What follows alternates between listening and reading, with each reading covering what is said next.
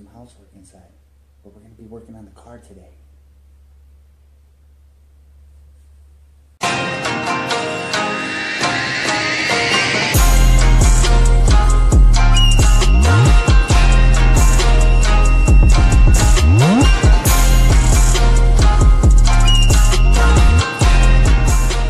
Welcome back, N-owners. Hey, I got all that work done inside. I was just kidding, playing around with you. N-FullSend here. I know it's been a while since I posted anything on the car, but I have been working projects inside.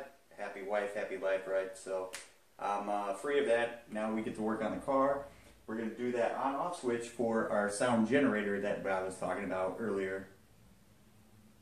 Probably about 2 weeks ago, something like that. So hey, let's dive into it. I've already removed all the plastics, windshield wipers, and if you haven't seen the video on how to take all that off, it's on the sound generator removal on my video. Go ahead and check that out before we continue here. It'll show you detailed information on how to take everything off.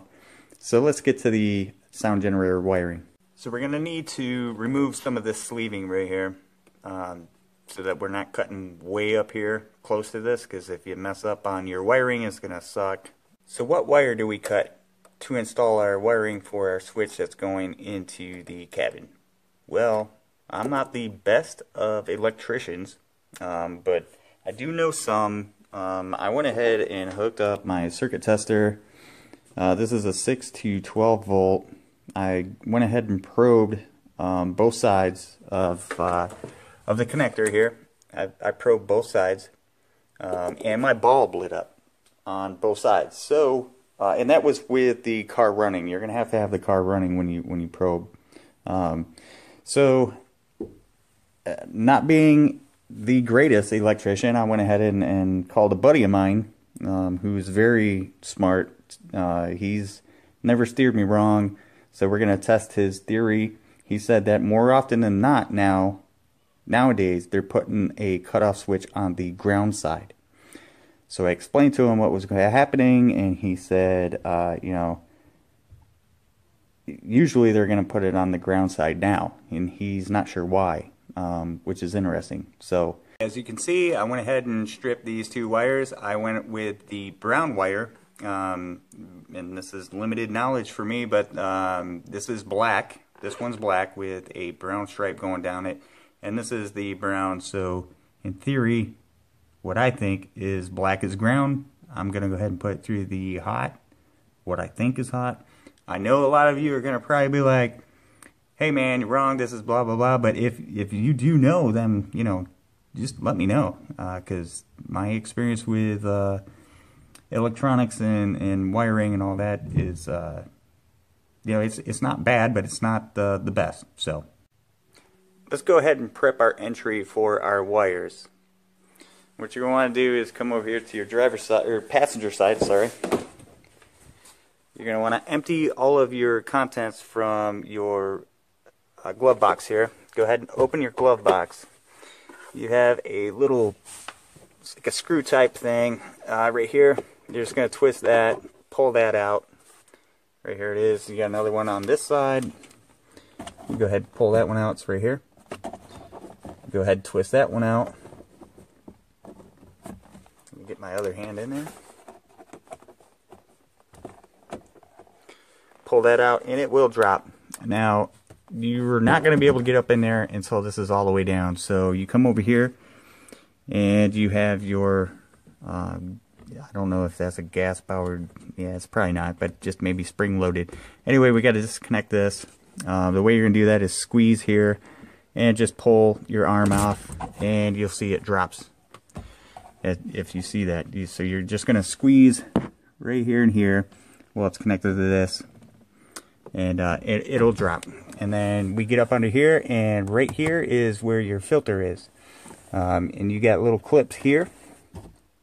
That's going to open up. Get my other hand in there.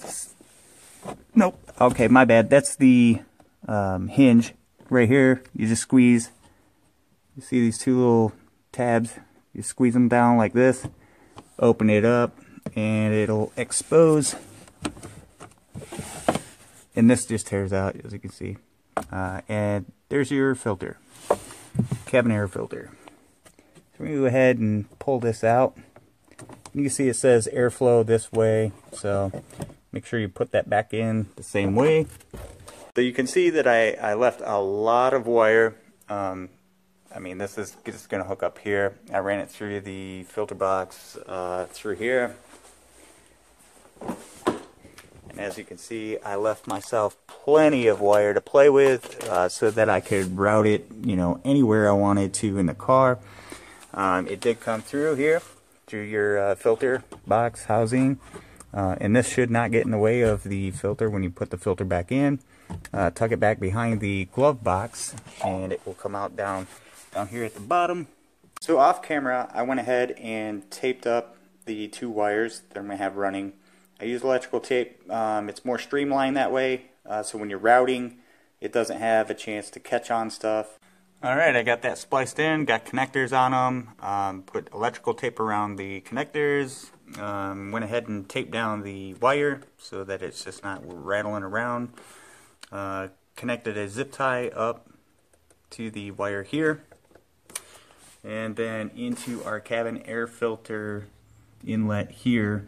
So let's go inside and put that air filter in. Okay, so we're inside.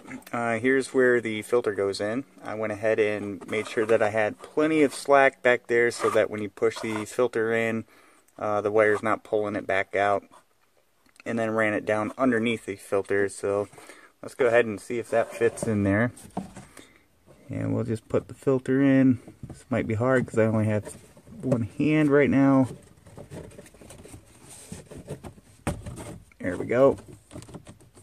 Goes right in there, and see, your wire is just underneath it. Fits right in there real good, so that's a win. As you can see, the cover goes on. This is made of plastic with a clip, so you know your plastic's gonna give. What I did was move my wire away from the hinge point. If you do it over here, there's more pressure on the wire. I try to get it towards the center a little more so there's not too much pressure, because this is where the least amount of pressure is going to be. Now let's go ahead and put our glove box back together. First thing you want to do is come over here to this arm. This is fully extended, so what you're going to need to do is push that back in. It'll push in. Bring this up. This is going to be interesting just one-handed, but go ahead and take your arm and put it, I don't know if you saw that, put it right there, clip it back in, it clips. Let's see if I can get that. There we go, now it's focused. So just take this arm, push it back in, connect it here, push it on until it clicks, because this is the release right here. It'll hang a little bit, so what we need to do now is get our two stoppers in, which are these guys. We're going to go ahead and line that up, go just, as you can see, you got, let me see if I can get that in there. No, I can't get that. Okay. Yep, see that opening? Push it all the way up till you see the opening. Go ahead and put your little stoppers in. Twist that in place. And then, you know, it's not going to drop down like it did, but go ahead and put this one in too. As you see, I went ahead and just kind of capped this one off.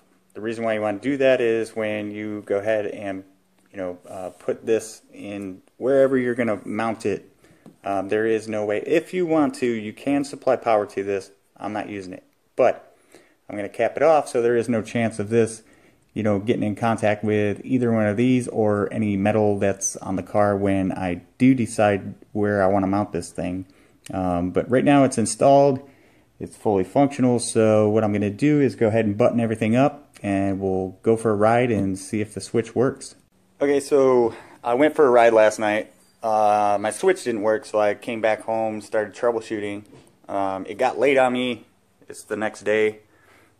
So I tore it all apart and I started troubleshooting, and I found that I think I have a faulty toggle switch, or rocker switch. So you're going to laugh, but it works. So I have it hooked back up. And the switch that I used is a 3 amp lamp switch, like this. Yeah. but it works. So I'm gonna have to go to the store and get another toggle switch for this, but this does work.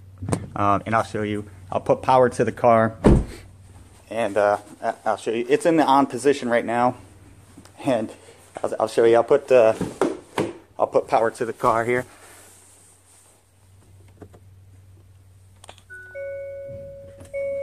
All right, we got power, and that switch is on. So I'm gonna go ahead and probe right here. Let me put my camera in the spot. Okay, and I'm gonna go ahead and probe this, and you'll see. Let me get this on camera. You'll see my bulb light up. So I do have power to it. And you see that it's lit up right over here in the corner there. Now it's not. Probe this side. The light's on over here, upper right hand corner there. You see the lights on my probe. Disconnect it. It's off. Now I'll go ahead and turn that switch off, the lamp switch, and probe it again.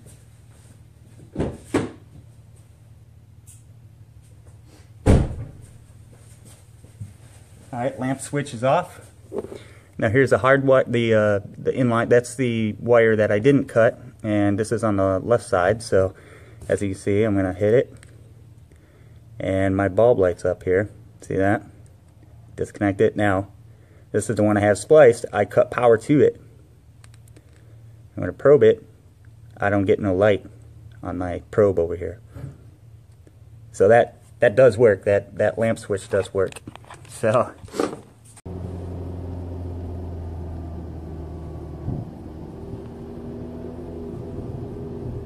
that is off. Now we'll turn it back on.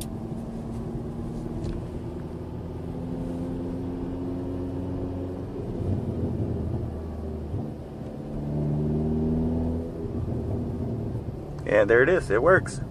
Alright, so the switch works, but I am going to go ahead and get a 2-prong toggle switch and install that and then button everything up. I'm not sure where I'm going to put that yet, but as promised, I said I was going to make this video, and well, there you have it. We have it made, and just put in a toggle switch, because that lamp switch, it works, but I don't know if you want to put that in here.